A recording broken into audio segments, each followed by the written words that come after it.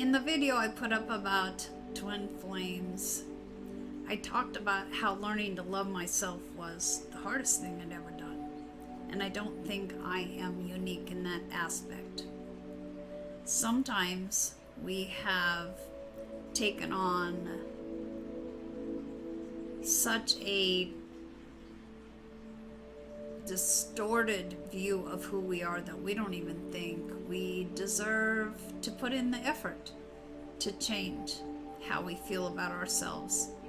We think we are so unworthy, so unlovable. Why should we even work at trying to love ourselves? It's obvious we're not lovable, right?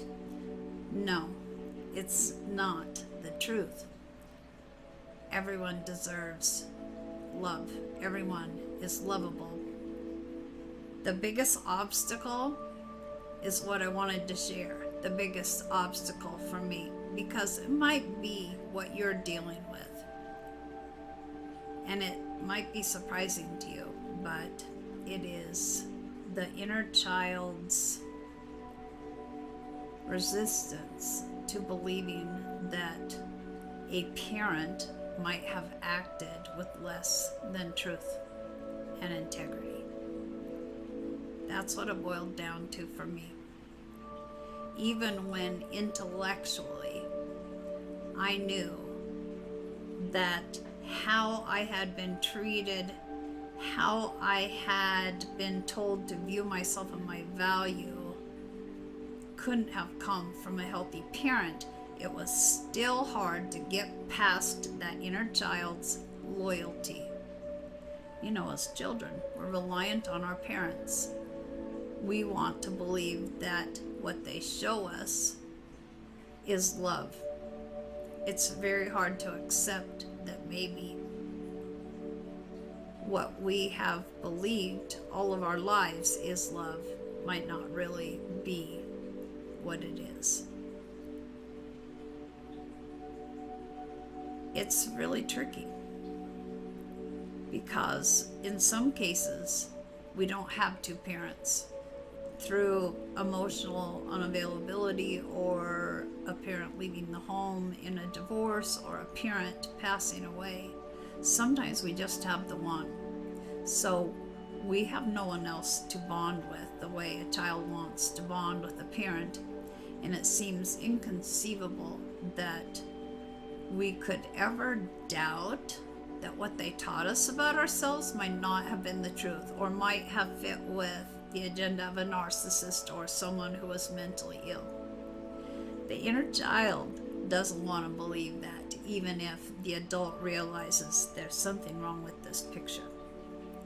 So if you're struggling, if you've been working at this and you can't figure out why you can't get past a certain point, why you're still sabotaging yourself with unhealthy ways of coping, why you still are clinging to a parent that doesn't treat you that well, and why you're still buying into the idea that you have to live your life to please them, it could be because your inner child is having a hard time.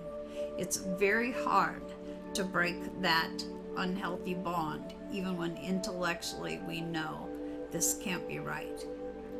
You are worth doing the work to love yourself, but the hardest thing might be to admit. Although your parent may have done the best they were capable of with their mental health status, or coming from their own wounds, they didn't do right by you. And it's really hard to break them of those patterns when that's how it's always been acceptable to act. Maybe one way you could look at it is parents have inner children too. You know, we come from our wounds. We hurt when we are hurting. If you were raising your own child and your child were acting in unhealthy ways, being mean to other children, calling them ugly, telling them that they were worthless or they were unlovable, you would want to take that child aside and correct them and tell them, That's not the way you treat other people, right? You would feel it was your obligation to raise them to be good to other people and kind. Well, it's hard to tell a parent, you're not treating me in a decent way because of that inner child loyalty to them. But if you thought about the inner child in your parent, it might make it a little easier to say, whoa, now, I know that you don't intend to come from a place where I'm going to be hurt. I know you don't intend me harm. In your mind, you might think that this is okay. And I know I've never spoken up before, but you know what? This isn't right. This has caused me to form an inaccurate opinion about myself. You just may have to correct a parent's behavior the way you would a child's behavior.